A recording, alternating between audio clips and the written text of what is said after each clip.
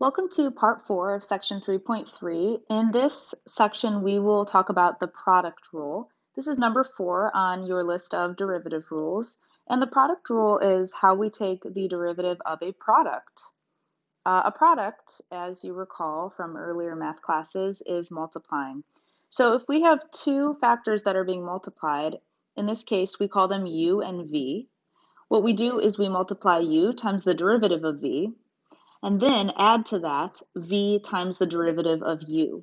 An alternate way of writing this, when I learned it in AP Calculus back in high school, is that let's just do this in a simpler way, if y equals u times v, then to take the derivative, y prime is u times v prime plus v times u prime.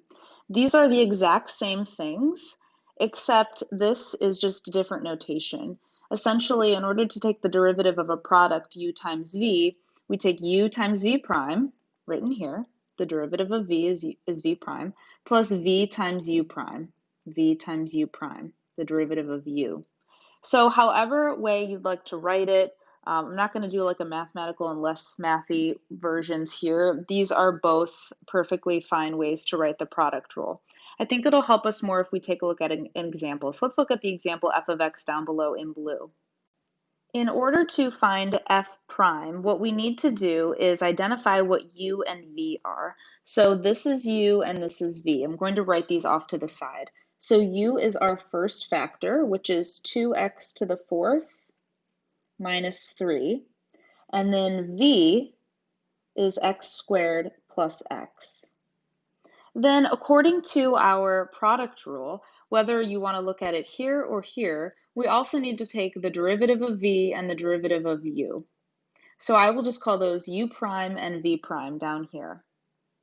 So u prime, using the product rule off of u, we bring the 4 out front, multiply it by the 2, we'll get 8, and then it's x to the third. So that's the product rule, and then that's the end of our derivative, because the derivative of 3, or negative 3, since that's a constant, the derivative's nothing, 0. Next, we need to find v prime, the derivative of v.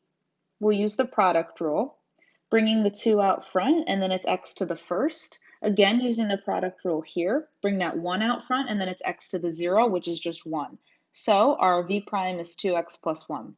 Now, in order to find f prime of x, what we're going to do is, I'll write this out, it's u v prime plus v u prime. So I'm just going to fill in as we go. So u times v prime, u is 2x to the fourth minus 3.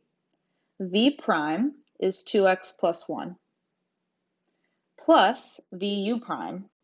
Made a little more room there. All right, so vu prime, v is x squared plus x, and u prime is 8x cubed. Now, I'm not going to waste more time to clean this up algebraically, although we really could. We could multiply this out, multiply these out through distribution, combine like terms. I just want to show, using a more complex example, how the product rule works.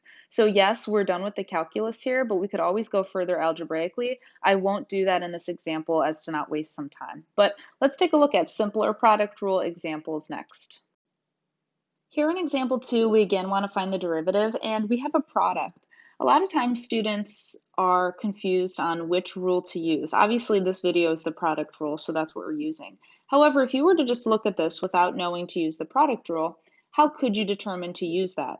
Well, we cannot use just a sum or difference. Even though each factor or each set of parentheses is a sum, we cannot just find the derivative of each term individually, because there is not a plus or minus in between here. Instead, we are literally taking a product of two factors. So because we're taking a product, we can use the product rule. Now, is there another way to go about this problem? Yes. We could first, before doing calculus, multiply everything out through distribution, and then it would be one giant sum after combining like terms, and then we could just take the derivative of each term. We would end up in the same spot either way. So in this problem, I'm going to do just that. I'm first going to use the product rule. So I will call this PR for product rule. We do have to identify u and v and then u prime and v prime. So u is going to be x squared plus 1, and v is x cubed plus 3. U prime, the derivative of u, would be just 2x, using the power rule and the fact that the derivative of 1, a constant, is 0. Then v prime would be 3x squared using the same reasoning. Then dy dx, the derivative of y with respect to x, is u v prime plus v u prime. Doing this, we will get u, which is x squared plus 1, times v prime is 3x squared, plus v is x cubed plus 3, times u prime is 2x. The calculus has now been completed. The product rule basically does calculus first. Now, in order to simplify, which we didn't do in the very first example, because this one's a little bit simpler to simplify, I'm going to distribute the 3x squared to both terms here to simplify. When we do that, we'll have 3x squared times x squared, which is 3x to the 4th. Then we'll have 3x squared times 1. In this next set of parentheses, we'll distribute the 2x through. 2x to the 1st times x cubed is 2x to the 4th. And then 2x times that plus 3 is plus 6x. Now we can combine like terms. We have 3x to the 4ths and another 2x to the 4th, so we have 5x to the 4ths. There's no other like terms, so we'll just write them in descending order. And that is what our derivative is. So the product rule basically does calculus first and then cleans up with algebra at the end. Let's see how we can do it the other way, not using the product rule, but instead doing algebra first. Doing algebra first means we need to multiply everything out. So I'm first just going to rewrite what y is. And then we will essentially FOIL, aka, distribute through to get a sum. So the first thing that we'll do is distribute the x squared through. We'll have x squared times x cubed, which is x to the 5th since we add our exponents, plus 3x squared. Then distributing the 1 through, 1's pretty easy, so it's plus x cubed plus 3. So we have not done any calculus yet. Note that I have not denoted y prime or dy dx. In the next step, I'm going to do the calculus, denoted by dy dx. So I'm going to take the derivative now, and I didn't need to use the product rule at all because we no longer have a product. We instead have a sum, a 4-termed polynomial here, and we can use the power rule on these 3, and then the derivative of 3, a constant, is just 0. So using the power rule on x to the 5th, its derivative is 5x to the 4th. In the next term, we bring the 2 out front, multiply it by the 3. So we have 6x, and then our final term, we use the power rule once again, and we'll have 3x squared. These two are identical. I just did not rewrite the order there, but we will get the derivative either way. So the product rule is really great.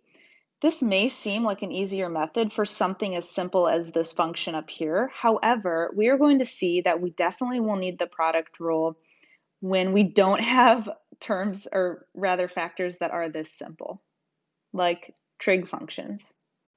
In this last problem, go ahead and try it on your own. I encourage you to try using the product rule rather than doing algebra first. However, if you'd like to do the algebra first to check your work, that's a great option. So go ahead and pause the video, work this problem out using the product rule, and then hit play to see how you did.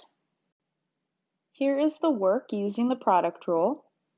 So if you need to go through and make sure you got the final answer, go ahead and pause the screen. If you did it right, that's great. I recommend doing all of the practice problems that I recommend on the assignments in order to get more practice as well. Good luck.